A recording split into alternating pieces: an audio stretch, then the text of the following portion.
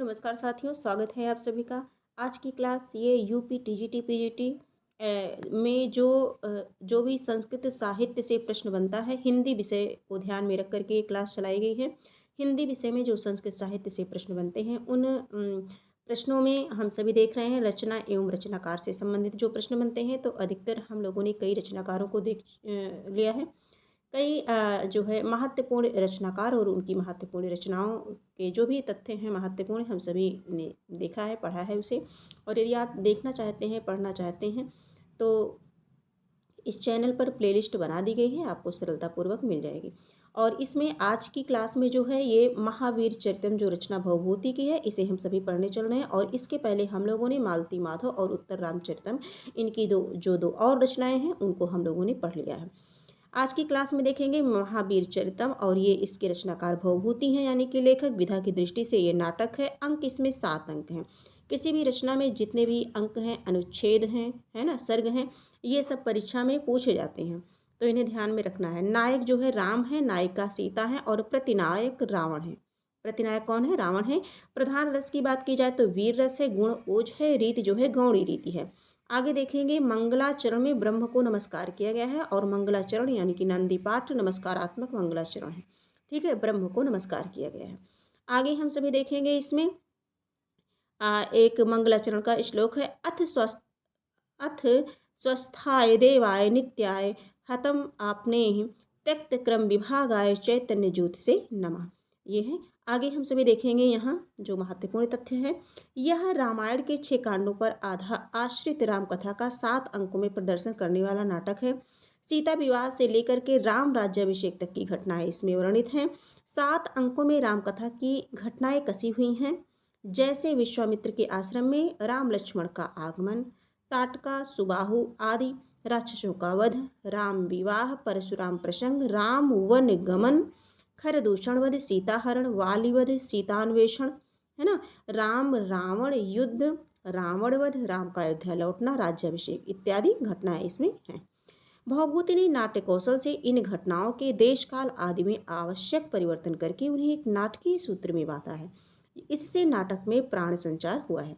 आगे देखेंगे प्रथम अंक में राम के द्वारा धनुष भंग। प्रथम अंक में, है ना, प्रायः प्रथम अंक में और आखिरी अंक में, प्रथम और लास्ट का तो जरूर याद रखें कि इसमें कौन कौन सा है। बाकी जो इम्पोर्टेंट है वो बताया जाएगा। धनुष भंग राम, भरत, लक्ष्मण तथा शत्रुघ्न का विवाह संपन्न होता है। किस अंक में? शत्रुघ्न का। प्रथम अंक में राम के द्वारा मारीच तथा सुबाहु का वध किया जाता है, ये भी प्रथम अंक में है। दूसरे और तीसरे अंक में राम और परशुराम का वाग युद्ध वर्णित है। आगे देखेंगे चतुर्थ अंक में मंथरा के रूप में शूरपणखा राम को कैकेयी का पत्र देती हैं, जिसमें वनवास का आदेश है। पंचम अंक में जटायु और संपाति के संवाद में राम का वन कार्य वर्णित है। बाद में सीता के हरण से लेकर के सुग्रीव से मैत्री तक के वृतांत रखे गए हैं। षष्ठ अंक की चर्चा की जाए तो इस अंक में राम रावण युद्ध होता है। मेघनाथ रावण आदि का वध, सीता का उद्धार होता है। किसमें? षष्ठ अंक में, यानी कि छठे अंक में। सप्तम में देखेंगे, यानी कि आखिरी 7वें अंक में राम ने विभीषण को लंका का अधिपति बना दिया।